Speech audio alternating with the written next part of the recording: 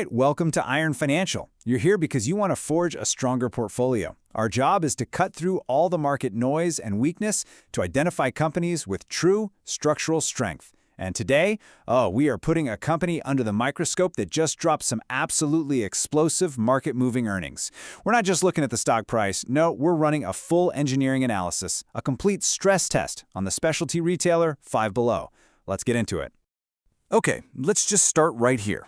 This is the number. This is the figure that sent a genuine shockwave through the market. A massive 24.3% sales growth in the fourth quarter. You have to understand, in the current retail environment, a number like this, it doesn't just raise a few eyebrows, it forces everyone to stop what they're doing and completely reevaluate. You've got other retailers out there fighting tooth and nail for every single percentage point of growth, and then Five Below comes out and posts a number that looks like it belongs to a high-flying tech company. Now, when a company puts up that kind of top-line velocity, investors notice, and you better believe they act fast. The stock surged, the headlines were all glowing, but our job here at Iron Financial isn't to chase headlines. It's to get out the tools, pop the hood, and determine if the actual framework of this company can support the weight of this new, much heavier valuation. And that is the whole game, isn't it? Look, I'm not going to sit here and deny it. That sales number is huge. It's impressive. But the market? Man, it reacted in a nanosecond. The price gapped up almost instantly. So the real question for anyone looking at this company now, today, is this. Are you buying into a high-performance growth engine that's really just getting started, or are you paying a massive, massive premium for last quarter's rocket fuel? You have to remember, performance is what happened yesterday. Price is what you pay today. So what we have to find out is if that shiny new price tag is as structurally sound as the performance they just delivered. Precisely. And that's exactly why we're not just going to glance at the surface-level numbers. No, we're running a full structural analysis. So today's stress test is going to follow a very clear blueprint. First, we're going to examine the earnings breakout. That's the seismic event that put this stock right in the spotlight. Then, we will construct the bull case, looking at the solid steel beams that are holding this company up. After that, I'm going to let you apply the pressure with the bear case, searching for any and all visible cracks in the foundation. From there, we'll dissect the business blueprint so we can all understand the machine itself. And finally, we will deliver our final verdict. Okay, Section 1, the earnings breakout. We're calling this the tremor that shook the market. Because honestly, that's exactly what it was. On March 18th, Five Below dropped its fourth quarter and full-year results for fiscal 2025. And the reaction from investors, well, it wasn't subtle. It was immediate, it was powerful, and it was incredibly decisive. This wasn't one of those situations where a company just barely squeaks by expectations. Oh no, this was a clear, unambiguous signal of fundamental strength that seemed to catch a lot of people on Wall Street completely flat-footed. Now, let's really dig into this, because what's so interesting here is the gap between what was expected and what actually happened. According to a big survey of analysts by Zacks Investment Research, Wall Street was forecasting revenue to be somewhere around $1.71 billion. Five Below came in and dropped $1.73 billion on the table. That's a solid beat. But the real story, the one that truly matters for the structural integrity of this whole thing, is on the bottom line. Just look at the earnings per share. The consensus estimate was for $3.98. Five Below delivered an adjusted EPS of $4.31. That is a significant beat of 33 cents per share. Think about that. They didn't just do the heavy lifting on sales. They did it where it counts the absolute most, translating those sales into pure profit with what looks like ruthless efficiency. And there you have it, the immediate consequence. The market does not wait around. An 8% surge in a single day, pushing the stock price all the way up to almost $229 a share. This right here is the hype I was talking about. The trading algorithms fire off, the momentum traders all pile in, and bam, suddenly we've got a new, elevated price tag that demands justification. The performance is undeniable, I'll give you that. But is the underlying structure of this company actually built to last at this new altitude? That is the billion-dollar question we're here to answer.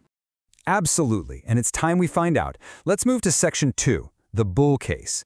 It's time to forge the foundation of this argument. We're going to set aside the stock chart for a moment and focus exclusively on the operational machine itself.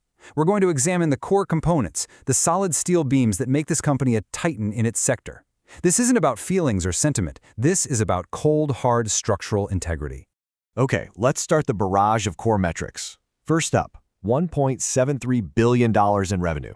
In a single quarter. Let that number sink in for a second.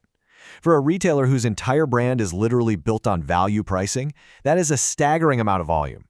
This proves beyond a shadow of a doubt that Five Below is not some small niche player. This is a company with significant and, more importantly, rapidly growing scale. This is top-line power, plain and simple. And it just builds from there.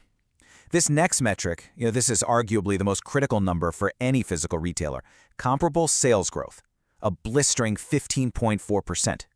This is the number that tells you their growth isn't just coming from opening new stores and cutting ribbons. No, this means the existing stores, the ones that have been operating for more than a year, are becoming dramatically more productive. More people are walking through the doors of their established locations, and they're spending more money when they're in there. This points to powerful, sustainable, organic demand for what they're selling. And this is what ties it all together. This slide brilliantly illustrates the final piece of the operational puzzle. All that revenue, all that incredible foot traffic, it is all translating directly and efficiently straight to the bottom line. $4.31 in adjusted earnings per share. This is the ultimate proof that their business model isn't just about growth for the sake of growth, it is about highly profitable growth. They are converting sales into actual cash for their shareholders with just remarkable efficiency. You have to admit, this is a very well-oiled machine. And of course, management sees the exact same thing. Why wouldn't they? The numbers are incredibly strong, and they are not shy about it. The CEO, Winnie Park, said, "We are incredibly pleased with our holiday performance, which demonstrates the effectiveness of the strategies we've been executing this year." She even went on to attribute this success to their maniacal focus on the customer. Now look, it's always good to see that kind of confidence from the C-suite, but let's be honest. Every CEO is confident after a blowout quarter like that. We need to look deeper, under the financial hood. And this right here is what's under the hood. For me, this is the absolute core pillar of the entire bull case. Just look at this. Five Below is a self-funded growth engine. You've got so many other retailers out there loading up their balance sheets with tons of debt just to finance their expansion. But Five Below, they're constructing their entire empire using their own operational cash flow. They're building new stores, new distribution centers, investing in their IT systems, all without borrowing a single dime. This level of financial discipline is almost unheard of in modern retail, and it creates immense structural stability. So let's break down the walls of that financial fortress, brick by brick. First, take a look at their cash position. Over $723 million in cash and equivalents just sitting on the balance sheet. That is a huge war chest they can deploy. Next, and I'm telling you, this is the most important number on this entire slide, zero debt. That's right, absolutely none. Then there's their current ratio, which is sitting at a healthy 1.6. This measures their ability to cover short-term bills. And a 1.6 basically means they have $1.60 in liquid assets for every dollar of near-term liabilities. That's very, very solid. And finally, you have the Altman Z-score, which is a predictor of bankruptcy risk. Their score is 4.4. Now, for some context, anything over 3.0 is considered safe.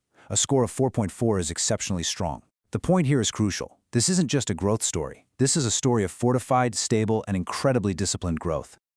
Okay, analyst, I'll give you that. You have built a very compelling case for the business itself, a fortress, as you call it. But here's the thing. Even the strongest fortress in the world can be a bad investment if the price of admission is just too high. So now it's time for us to apply some pressure. We're moving to Section 3, the bear case. We are now actively looking for the visible cracks. The operational story is pristine, I get it, but the market knows that, and it has priced this stock accordingly. The real question is, has the market gotten way out over its skis? It's time to find the fault lines. And this slide right here, this lays out the core tension of this entire investment thesis in one single view. On the left, you've got the undeniable, powerful operational strength that we just covered. Q4 sales screaming higher by over 24%. Comp sales up a massive 15.4%. You can't argue with that. But on the right, you have the valuation concern. A price-to-earnings ratio of 38.15. A price-to-sales ratio of 2.65. Now, according to analysis from Guru Focus, both of these metrics are approaching their two-year highs. What that tells you is that the market is pricing this company for absolute perfection, leaving zero room for error. Any hiccup, any slight miss in a future quarter could be punished, and punished severely. And hey, it's not just my skepticism talking here. Let's put a direct quote up on the screen from the financial analysis source Guru Focus. It's blunt, it's direct, it's to the point. Valuation metrics indicate a potentially overvalued stock. When you see valuation multiples stretched this far, you have to ask yourself a serious question. What's the next catalyst that could possibly push this stock even higher from here? It seems like all of the fantastic news from the fourth quarter is already fully baked into the current price, and maybe then some. And remember, a company doesn't operate in a vacuum. There are some significant external pressures that we have to consider. First up, sticky inflation. A recent MarketBeat report highlighted that the core producer price index just hit a 13-month high. That squeezes consumer wallets, and it hits discretionary retailers like Five Below especially hard. Then you've got insider selling. Now, this isn't always a definitive red flag, but recent selling transactions do raise some questions about how the insiders themselves view the current valuation. You also have the fundamental business model risk, a deep dependence on the notoriously fickle tastes of tweens and teens. You add in the company's own stated risks from their SEC filings, things like rising operating and commodity costs and the ever-present threat of a recession, and you start to see multiple points where this high-flying stock could come under some serious pressure. You've laid out the risks very clearly. So now let's get back to the machine itself, to understand how it's engineered to withstand that kind of pressure. Let's get into Section 4, the business blueprint. To truly assess the durability of their success and weigh the risks you've just outlined, we need to understand the growth engine. How does Five Below consistently generate these incredible numbers and maintain such a powerful connection with its target audience? Their product strategy is actually deceptively simple, but it is ruthlessly effective. It's built on what we're calling the 3 pillars. First, viral trends. They are absolute masters at identifying products that are exploding on social media platforms like TikTok and then getting them onto their shelves with incredible speed. Second is brand power. You see, this isn't just generic junk. They leverage massive, established brands that kids and teens already know and love. And third, they do value dupes. They expertly source affordable versions, or dupes, of high-demand, very expensive items, which makes hot trends accessible to their value-conscious customer base. It's a trifecta of relevance that keeps their core demographic constantly coming back for more. And this is a perfect illustration of that strategy in action. On one side, you have viral freeze-dried candy, a pure social media phenomenon that really came out of nowhere. Five Below was all over it, fast.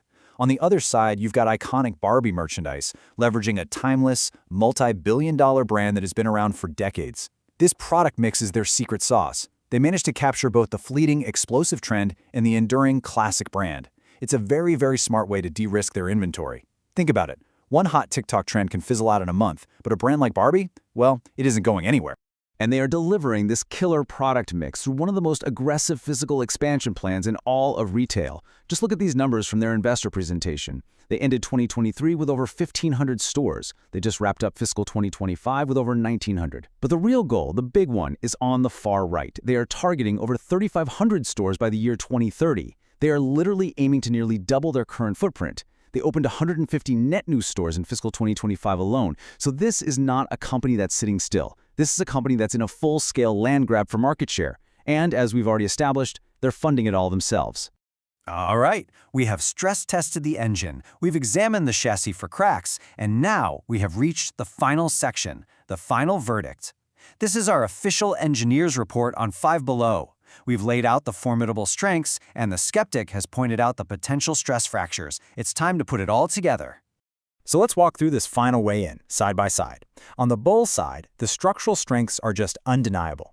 You have explosive sales and comp growth that is truly best in class. You have a debt-free, self-funded business model, a genuine financial fortress. You have a proven, aggressive expansion plan with a clear runway for growth, and it's all backstopped by a strong cash position and excellent liquidity. It's a beautiful picture. But on the bear side, the potential fault lines are just as clear. First and foremost, an extremely high valuation. These PE and PS ratios are stretched thin, pricing the company for absolute perfection with no margin for error. You've got macro headwinds like sticky inflation, which directly pressures their core customer. You've got recent insider selling activity that, at the very least, needs to be watched. And of course, there's the fundamental business risk, a deep, deep dependence on the fickle trends of the teen market. So after all that, we bring it all back to the central question. After our stress test, what is Five Below? Is it a high-growth pillar forged from solid steel, ready to be a core holding in your portfolio for years and years to come? Or is it a magnificent structure that, despite its very strong foundation, has simply been built too high, too fast by an overly enthusiastic market, making it vulnerable to the slightest economic tremor? The crucial point is this. The operational strength is real, it's verifiable, but so is the valuation risk. The final decision for any investor rests on which one of those two powerful forces you believe will win out in the long run. That's our analysis. Now it's your turn to make the call. Quick disclaimer, everything I share is for entertainment and informational purposes only. I'm not a financial advisor, so please do your own research or talk to a professional before making any moves with your money.